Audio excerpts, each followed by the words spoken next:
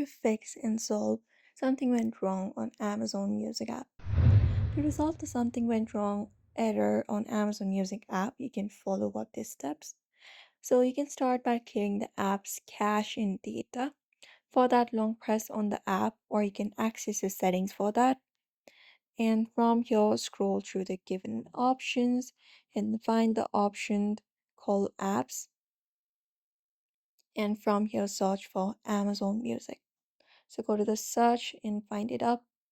And once you find the application, go over to storage.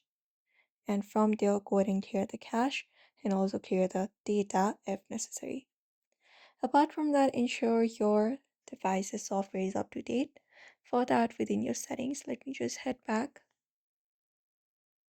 You may scroll through the given options and find the option called software update, and then just go ahead and update your device's software to the latest version. If the steps don't work, you can check your internet connection. Go over the connections for that and find it up. And from there, you will be finding Wi-Fi and mobile data.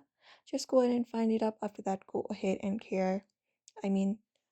ensure, check your internet connection, try a different device, or even you can add last if nothing else works, you can contact the Amazon customer support for other information.